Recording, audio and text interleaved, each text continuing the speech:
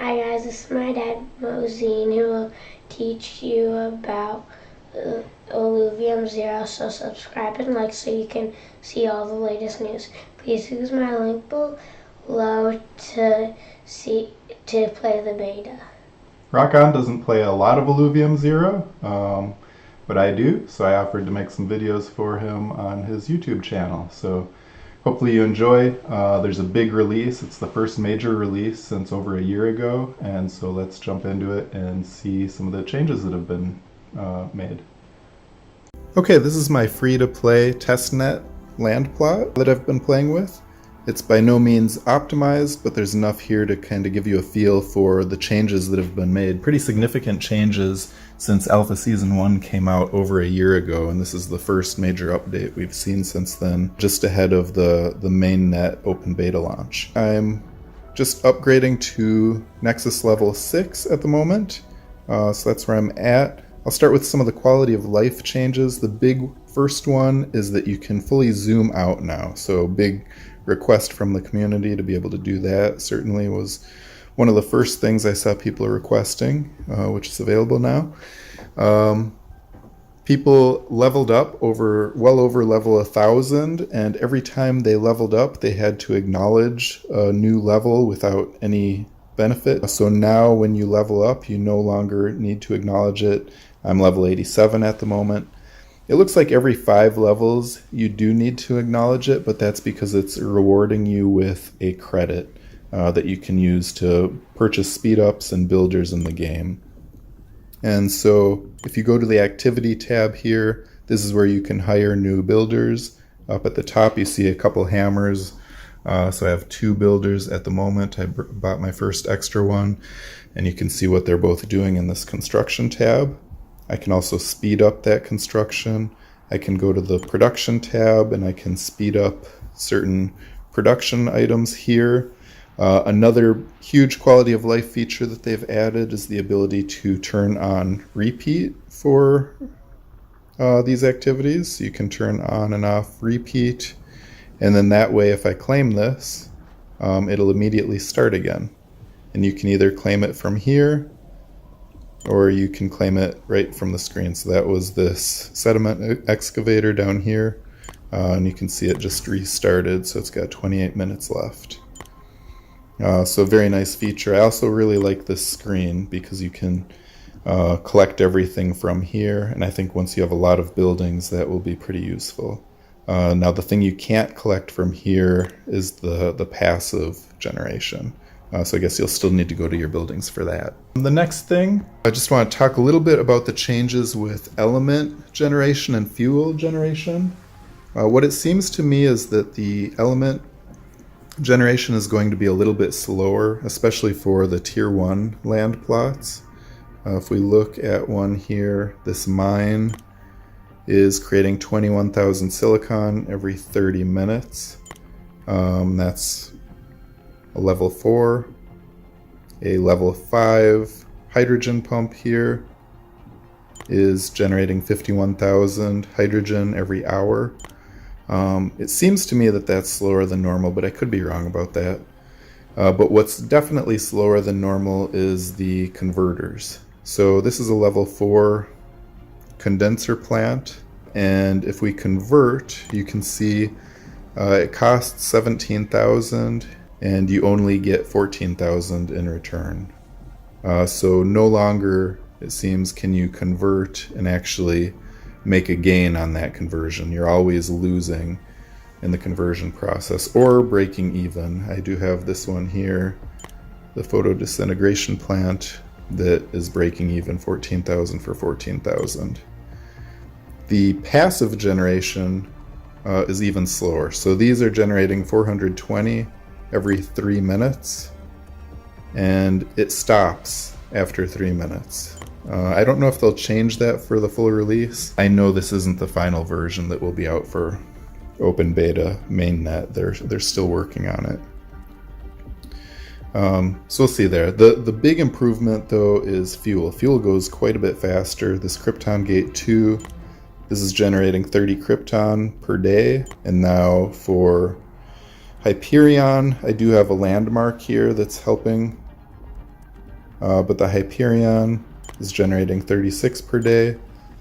And same with the converters, same as elements, you're not converting for a gain anymore. So 20 Solon gets me 15 Krypton at level 2. The passive generation is pretty good. So that's generating 12 Krypton every 48 hours. And you don't have to wait all 48 hours, it's actually generating some within there as well. So you can collect 1 or 2 at a time still, which is good. So fuel I think will generate quite a bit faster and helps, but things are more expensive than fuel too, so we'll kind of see how that plays out, especially with the different land tiers. Okay, and that brings us to a couple of the really big changes and features that they've put in. The first one is the pathing, and so you'll notice if I go to the show eyeball here, there's a lot more options here. One is a path bonus. And so in the previous build, you had to surround your buildings and that would make them faster. Now buildings get speed ups based on being connected to paths. And right now all of my buildings are connected, and so they all have this same 5% clock down arrow icon there. So it's showing they're all getting a 5% time reduction in their activities. And so if I click on one, you can see it there as well, that 5% reduction. And if I go to the path building here, and I really like this new toggle switch where you can toggle to remove or add paths. But I can just pull out a couple of these paths, and you can see as I split that, all of the buildings connected to one segment of paths now on the bottom have 2% time reduction, and the ones on the top have 3% time reduction. If I split it here again, you can see it breaks it down further. I'll cancel that. Another thing to point out is that if I have this building here and I move it off of the path, and I'll just show you that the corner doesn't count, you can see it now shows 0% there. But if I were to just build a path next to it, single path, that's going to give it that 1% time reduction. And so now we can click on the building and confirm that. And so real simple the way this works, the more buildings that are connected to the path, the better the time reduction is, as you can kind of see. And based on my testing, it looks like once you hit 10 buildings connected to the path, then you get an extra percent. At 20 buildings, you're up to 3%, 40 buildings, you're up to 5%, and then I assume it continues from there. So every 10 buildings, you get an extra percent, which I really like. I think that's a great way to do it because as your city expands and grows, then you're going to get more efficient, which makes sense. And it also encourages you to keep up with your buildings based on your Nexus level. So you always have as many buildings as possible. Another great feature for paths is the ability to click on one square and then swipe from there to build longer paths instead of having to click on each individual square. Or you can swipe from an existing path to build that out really quickly. And this is why having the toggle switch between building and removing is so nice, because now you can do the same for removing paths. Just swipe those off to get rid of them. Really easy.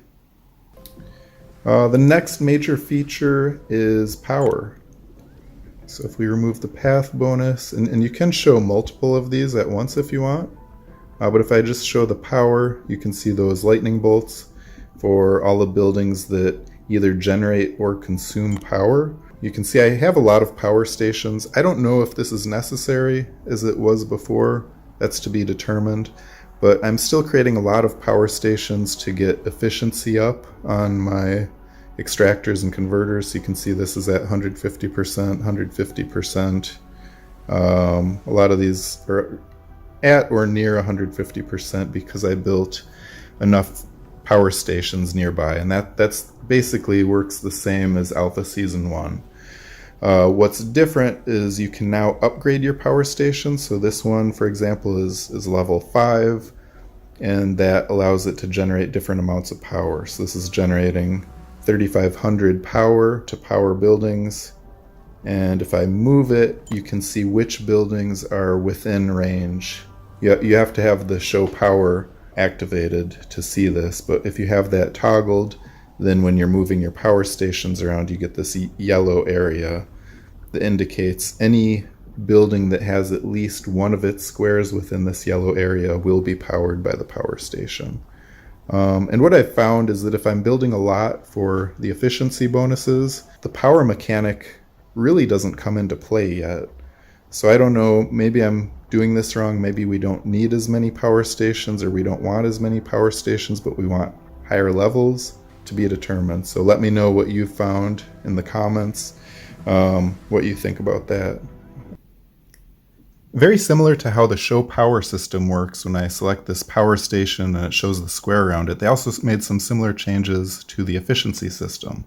So if we show efficiency and we select a converter or another building, it's going to show a couple things. One is up arrows on any buildings nearby that will increase its efficiency, and down arrows in red on any buildings that would decrease its efficiency if it's near them. And then you also have a heat map, so when you're moving this building around, if you're in the dark green areas, those are the best areas with over 100% efficiency.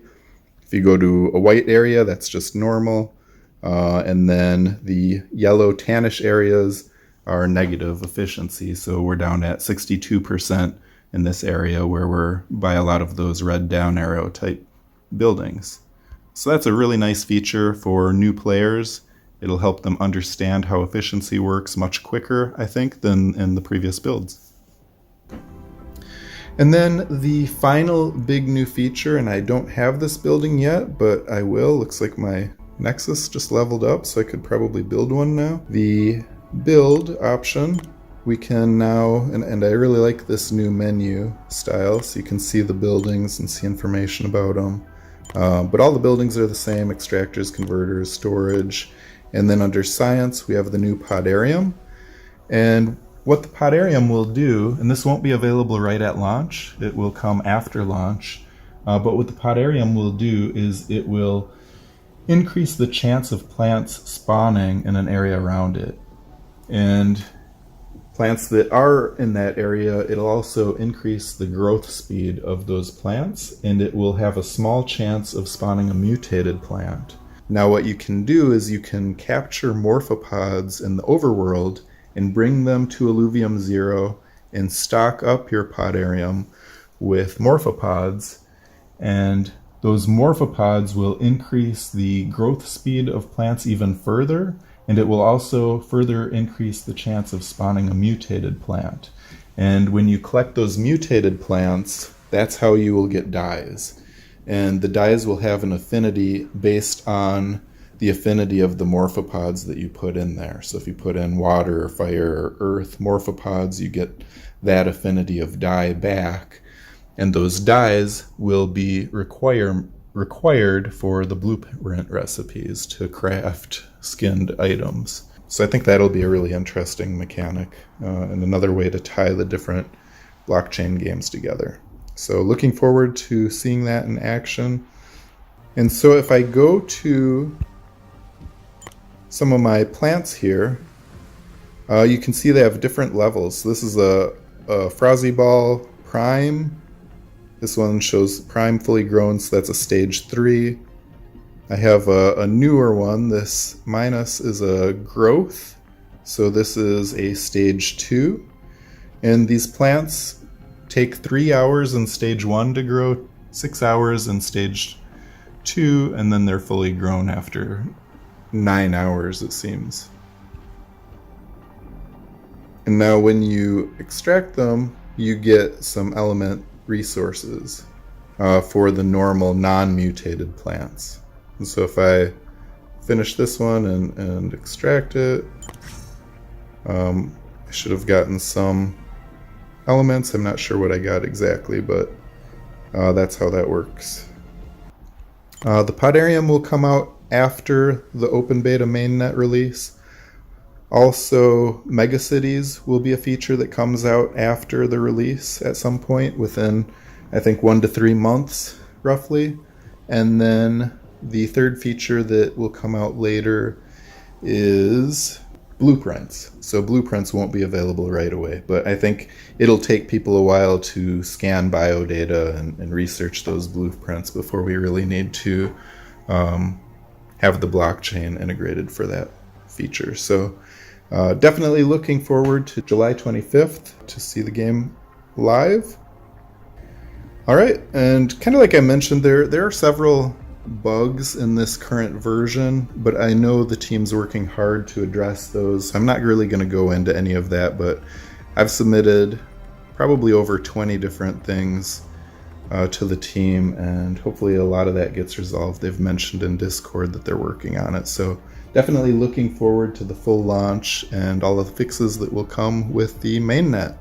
Thanks for watching.